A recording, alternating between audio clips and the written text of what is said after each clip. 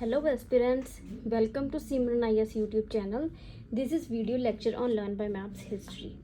अब तक जो पुरानी वीडियोस हैं उनमें हम अपनी मोस्टली जो एंशियंट हिस्ट्री है वो कंप्लीट कर चुके हैं और हम मिडीवल स्टार्ट कर चुके थे, उसमें हमने राजपूत किए थे। अब जो हम कर रहे हैं next is rise of Islam and advent of Islam in India. जो इस्लाम है इससे पहले हमने बुद्धिज़्म पढ़ा है, जैनिज़्म पढ़ा है और फिर क्रिश्चियनिटी भी एक न्यू रिलीजन स्टार्ट हुआ था, जुडाइज़म था। इन सब के बाद जो एक न्यू रिलीजन स्टार्ट होता है वो होता है इस्लाम। इस्लाम को जिन्होंने स्टार्ट किया, जो फाउंडर थे वो थे प्रॉफिट मोहम्मद। इनका जो बर्थ था वो मक्का में हुआ। ये प्लेस जो है वो सऊदी अरेबिया में है और इनका जो बर्थ था वो 570 AD में हुआ। क्रैशी कबीला था जिनमें इनका बर्थ हुआ और इनकी जो मदर और फादर हैं यानी कि पेरेंट्स हैं जो इनके, वो जब डेथ हो जाती है तब ये सिर्फ 6 साल के थे। तो इनके जो ग्रैंड फादर हैं वो इनको रेज करते हैं। बचपन में जब ये बड़े हुए तो उसके बाद जब बचपन के बाद बड़े होते हैं तो माउंट हीरा एक पहाड़ था, वहाँ पे जाते थे, वहाँ पे जाके मेडिटेशन करते थे और ऐसा करते करते काफ़ी टाइम बीत जाता है। तो एक वक्त आता है जब वो 40 साल की हो जाती हैं। ये 610 AD की बात है। इनको एक एंजल रेवलेशन होती है एंजल की, यानी कि एक एंजल जो है वो इनको दिखाई देता है और ये मैसेंजर बन जाते हैं। उसके बाद मोहम्मद साहिब जो है अपने जो धर्म है इस्लाम उसका प्रचार करते हैं। ये कहते हैं तौहीद देते हैं। तौहीद का मतलब होता है इंस्ट्रक्शंस देनी। तो इंस्ट्रक्शन कौन कौन सी दी? Believe in one God, monotheism की बात करते थे, राइट, कि एक परमात्मा है, एक ही भगवान है, वो यूनिक है, वो इनकम्पेरेबल है, उसी पे विश्वास करना है। एग्जिस्टेंस ऑफ एंजल्स हो गए, उन पे भी विश्वास करना है। और जो गॉड्स रिवील्ड बुक्स हैं, हम जब धार्मिक पुस्तकों की बात करते हैं, चाहे वो वेद हो गए चाहे वो कुरान है, ये माना जाता है कि ये किसी इंसान की रचना नहीं है, ये भगवान ने ही रचे हुए हैं। तो इन बुक्स पे यानी गॉड्स रिवील्ड बुक्स, कुरान है, उस पर विश्वास करना है। Predestination, day of judgement और लाइफ आफ्टर डेथ में भी बिलीव करना है। तो जो प्रॉफिट साहब थे, मोहम्मद साहब थे, वो ये जो मैसेज है दे रहे थे, पब्लिक उनकी बातों को सुन रही थी और इस्लाम को अपना रही थी। तो इसी टाइम पे क्या होता है कि बहुत सारे जो लोग हैं जो पॉलीथिज्म में बिलीव करते थे और मेजोरिटी में थे, वो रिवॉल्ट करते हैं और मोहम्मद साहिब पे अटैक कर देते हैं। ये कोई 622 के आसपास की बात होती है, 622 की।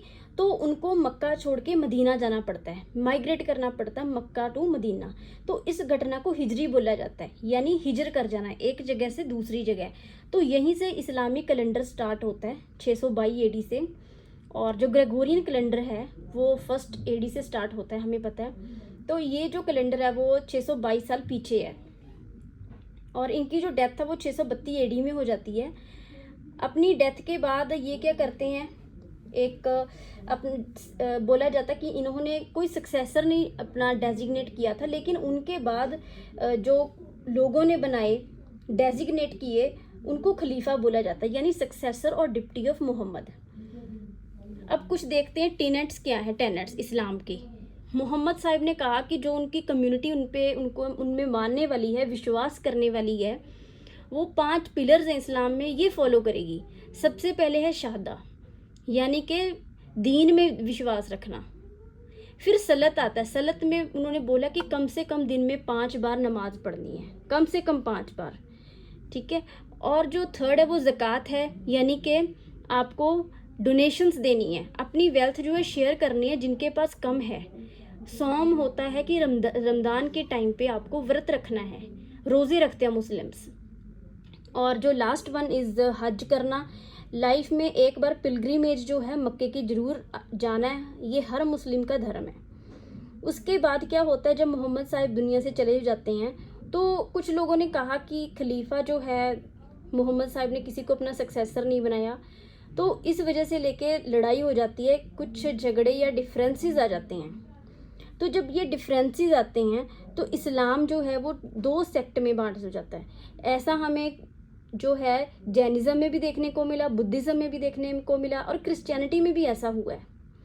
तो जो इस्लाम है वो 2 ब्रांचेस में डिवाइड हो जाता है, एक सुन्नी एक शिया। जो सुन्नी है ये मेन ब्रांच है, मेजोरिटी में है। ये जो फर्स्ट 4 खलीफा है उनको रिकग्नाइज करते हैं। ये मेजोरिटी में है, हमें सऊदी अरेबिया में मिलते हैं। पर ये नहीं है कि जो कंट्री है सऊदी अरेबिया है या कुवैत है वहाँ पे सिर्फ सुन्नी है, वहाँ पे शिया पॉपुलेशन भी है लेकिन वो माइनॉरिटी में है। और ईरान कंट्री है वहाँ पे शिया पॉपुलेशन मिलेगी। तो इसी तरह जो खलीफा है, फर्स्ट खलीफा जो था वो अबू बकर को बनाया गया, वो फादर इन लॉ थे मोहम्मद साहिब के। जो फर्स्ट 4 यानी कि पहले 4 खलीफे हैं उनको राशिदुन खलीफा बोला जाता है, क्योंकि जो पहले 4 खलीफे थे वो 632 से लेके 661 एडी तक 4 खलीफे जो बने पहले 4, वो बोला जाता है कि कहीं ना कहीं पे वो खलीफे जो थे वो मोहम्मद साहिब की जो जान पहचान थी उनके साथ, और वो कहीं ना कहीं पे जो 4 खलीफे थे वो मोहम्मद साहब की लाइफ से जुड़े हुए थे, उनको नॉलेज थी। और इसी के बाद जो नेक्स्ट डायनेस्टी आती है वो आती है खलीफा की उमैयद खलीफा। क्या हुआ कि पहले खलीफा की जो कैपिटल थी वो सऊदी अरेबिया में थे, वहीं थे, पर बाद में राशिदुन खलीफा के बाद जो मोहम्मद साहिब से जुड़े हुए थे उनको नॉलेज थी कहीं ना कहीं पे इस्लाम की। अब एक थोड़ा सा पॉलिटिकल नेचर आ जाता खलीफा की पोस्ट में, और जो उमैयद डायनेस्टी थी वो खलीफा की पोस्ट को कहाँ ले जाती है, दमास्कस में। आज के टाइम पे ये सीरिया की कैपिटल है। और उसके काफ़ी टाइम बाद फिर अब्बासिद खलीफे आते हैं, वो 762 एडी में क्या करते हैं, वो खलीफे की जो पोस्ट है उसको बगदाद में इस्टेब्लिश कर लेते हैं। तो ये चलता रहता है। अब इंडिया में देखेंगे कि इंडिया में इस्लाम कब आया था।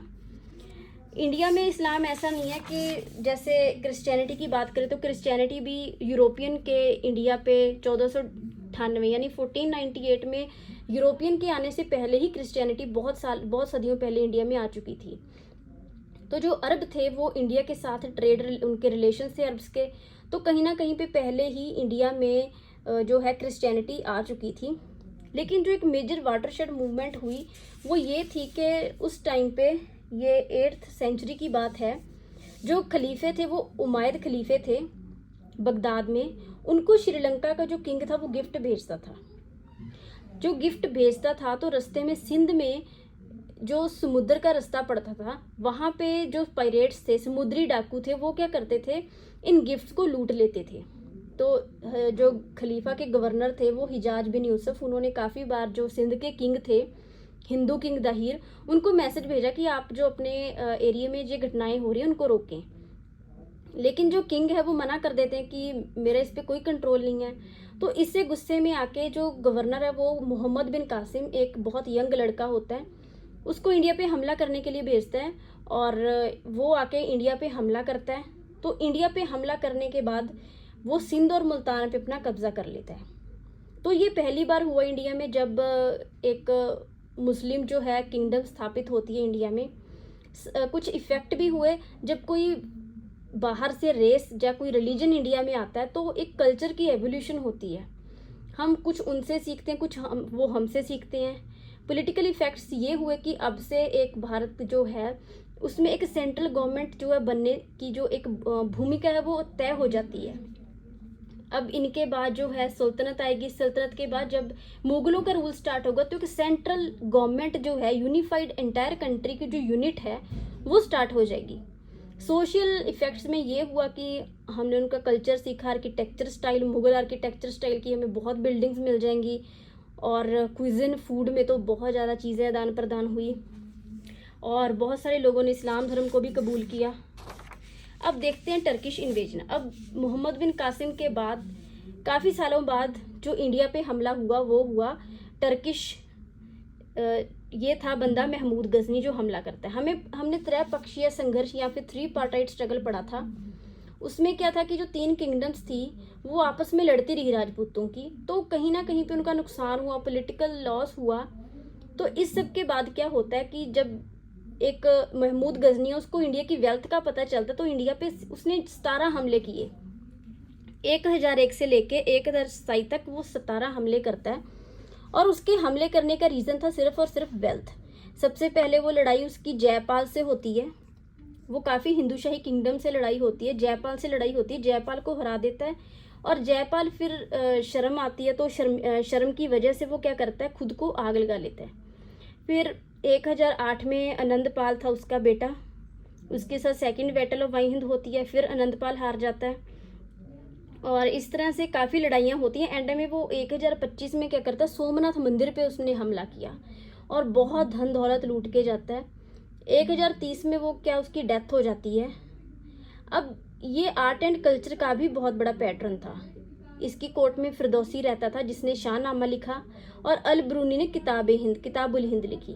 तो ये जो दो बुक्स हैं वो UPSC prelims point of view से बहुत इंपॉर्टेंट है बुक्स, मार्क कर लीजिए। ये जो बुक्स हैं कभी भी प्रीलिम्स में पूछी जा सकती हैं। तो हमने अब जो स्टार्ट करना है वो मोहम्मद गौरी से स्टार्ट करना है और उसके बाद सल्तनत करेंगे। इस तरह से मोहम्मद बिन कासिम जो नींव जो है रख के जाता है उसको मजबूत करता है मोहम्मद गौरी। फिर उसी पे एक जो मुगल सल्तनत का जो महल है वो खड़ा होता है।